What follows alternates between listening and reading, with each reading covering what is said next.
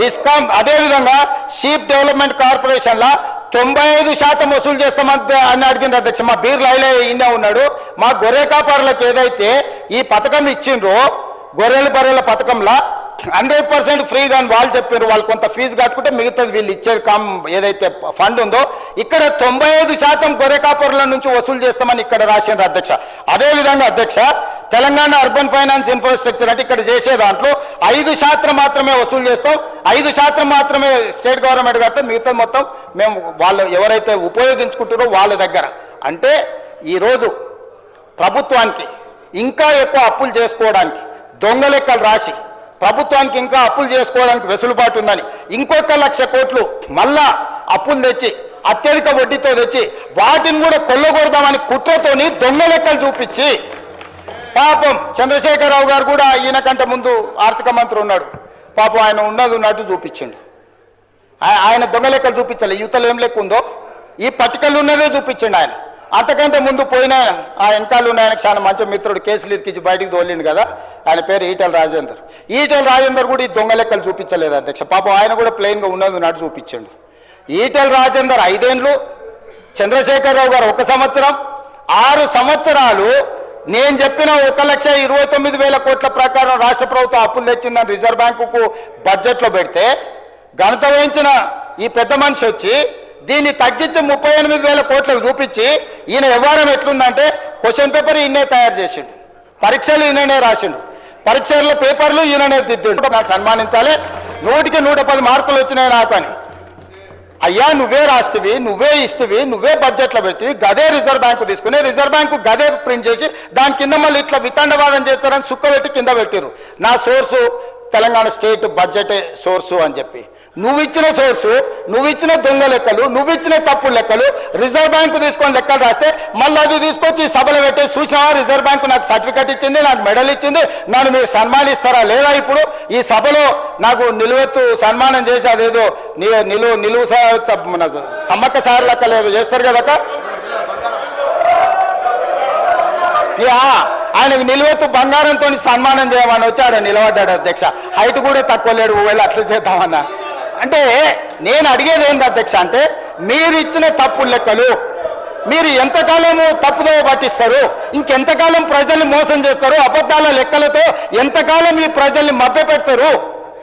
నిజాలు ఇప్పటికైనా గ్రహించండి. నా రిక్వెస్ట్ ఒక్కటే, ఏం మించిపోలే 10 ఏళ్ళు మీరు ప్రభుత్వాన్ని నడిపినారు, ప్రజలు మాకు అవకాశం ఇచ్చారు, మమ్మల్ని ఊపిరి తీసుకొని అప్పులేడునే తప్పులేడునే మమ్మల్ని చూడనియండి, సర్దుకొనియండి.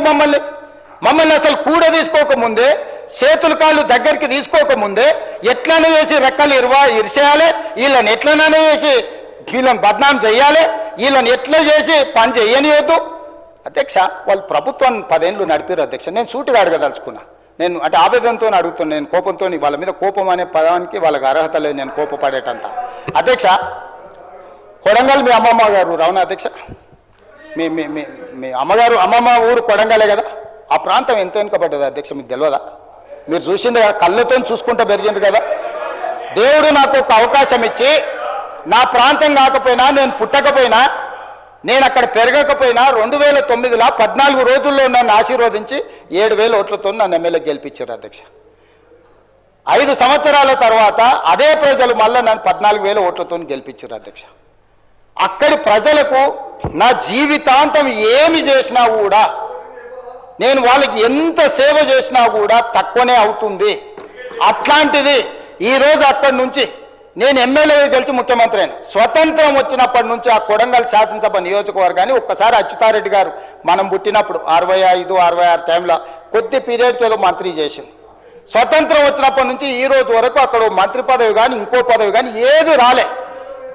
ఒక పరిస్థితి ఎట్లుందంటే మనం కర్ణాటక తెలంగాణ అని తెలియని పరిస్థితి. సగం ప్రజలు కన్నడ మాట్లాడుకుంటారు, సగం తెలుగు మాట్లాడుకుంటారు. ఎందుకంటే అంతకుముందు భాషా ప్రయుక్త రాష్ట్రాల విభజన కాకముందు ఇది అటువైపు ఉండే కాబట్టి సగం ప్రజలు కర్ణాటక తెలంగాణ అనుకునే పరిస్థితి.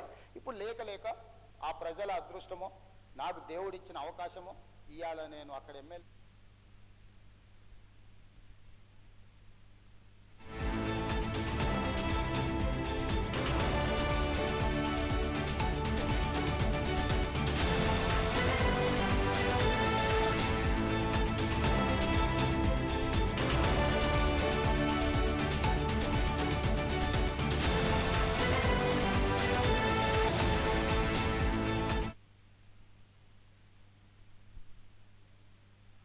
సేకరించి ఫార్మా పెడతామని ఫార్మా సిటీ పెడతామన్నది వీళ్ళు కాదా అధ్యక్ష? హైదరాబాదు నగరం పక్కన ఎయిర్పోర్ట్కి కూతవేటు దూరంలో అత్యంత విలువైన భూములలో వీళ్ళు ఫార్మా కంపెనీలకు కోట్ల రూపాయల భూములను లావాదేవీలు చేసుకొని అగ్గొక్క ఇచ్చి ఇక్కడ వీళ్ళు ఫార్మా పెట్టొచ్చంట. నేను చాలా భూమి విలువ తక్కువ ఉండి నిరుద్యోగ సమస్య శాశ్వతంగా ఉండి వాళ్ళ జీవితాలలో ఇంకా మంచి రోజులు రానే రావా, దేవుడు అనేవాడు ఉన్నాడా లేడా అని దేవుడినే నిందించుకునే అట్లాంటి పరిస్థితుల్లో తాగునీరు లేదు, సాగునీరు లేదు, పరిశ్రమలు లేవు, విద్యా అవకాశాలు లేవు, ఏవి లేవు నా ప్రాంతానికి. అధ్యక్ష, నేను ఒక మెడికల్ కాలేజ్ తీసుకుంటే తప్పు పడతారు, నేను ఒక ఇంజనీరింగ్ కాలేజ్ తీసుకపోతే తప్పు పడతారు, నేను ఒక పాలిటెక్నిక్ తీసుకుంటే తప్పు పడతారు, నేను ఒక ఐటీఐ తీసుకుంటే తప్పు పడతారు, నేను 2 జూనియర్ కాలేజీలు తీసుకుంటే తప్పు పడతారు, నేను 4 రోడ్లకు నిధులు తీసుకుంటే కొడంగల్కే తీసుకుపోతామని తప్పు పడతారు. నేను ఒక 1300 ఎకరాలల్లా ఎంత అధ్యక్ష? కొడంగల్ శాసనసభ నియోజకవర్గంలో దాదాపుగా 3 లక్షల ఎకరాల భూమి ఉంది అధ్యక్ష. 3 లక్షల ఎకరాలల్లా 4 గ్రామాల పరిధిలో, ఒక్క గ్రామం కూడా కాదు, 4-5 గ్రామాల పరిధిలో ఒక 1300 ఎకరాలు తీసుకొని, ఎందుకంటే బోత్ సైడ్స్ నేషనల్ హైవేస్ ఉన్నాయి, స్ట్రాటజిక్ లొకేషన్, ఈ 1300 ఎకరాల పరిశ్రమలు పెడితే ఓ 25,000 మందికో 50,000 మందికో ఉద్యోగ ఉపాధి అవకాశాలు వస్తే వాళ్ళ ఉద్యోగాలతో పాటు ఆ చుట్టుముట్టు కొంత అభివృద్ధి జరిగితే నా ప్రజలకు మేలు జరుగుతుంది. నన్ను ఇంతగా నేను ఏమైతానో, నేను ఎక్కడి నుంచి వచ్చినో తెలియనప్పుడు, నేను ఎలాంటి వాడినో తెలియనప్పుడు 15 రోజుల్లో గుండెలు పెట్టి చూసుకొని భుజాల మీద మోసుకొని 7,500 ఓట్ల మెజార్టీతో నన్ను ఎమ్మెల్యేని చేస్తే ఇవాళ నా చర్మం వచ్చి వాళ్ళకి చెప్పులు కుట్టించినా కూడా తక్కువనే అధ్యక్ష. అట్లాంటిది నేను విశ్వాసంతో ఆ ప్రాంతాన్ని అభివృద్ధి చేయాలి, అక్కడ ఉండే నిరుద్యోగ యువకులను ఆదుకోవాలి, అక్కడ విద్య ఉద్యోగ ఉపాధి అవకాశాలు పెంచాలని ఒక 1300 ఎకరాల భూసేకరణ చేస్తే కోట్ల రూపాయలు పంపించి మందు దాగిపించి నా మీద దాడి చేపిస్తే నేను బాధపడకపోతుంటా అధ్యక్ష. నాకు ఇది కొత్త కాదు, ఎన్ని రకాల దాడులు చేసిండో మనం చూసినాం. కానీ అధికారులు అధ్యక్ష, అధికారులు ఏం పాపం చేసిండ్రు అధ్యక్ష? అధికారులు ప్రభుత్వం ఇచ్చే ఆదేశాలను అమలు చేస్తారు.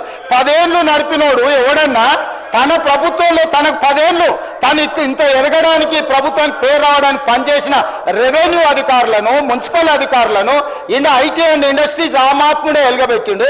అధికారులు పోతే రాళ్లతో రప్పలతో దాడులు చేపించి చంపే ప్రయత్నం చేస్తే వీళ్ళను ఏం చేయాలి అధ్యక్ష? నువ్వు చెప్పు.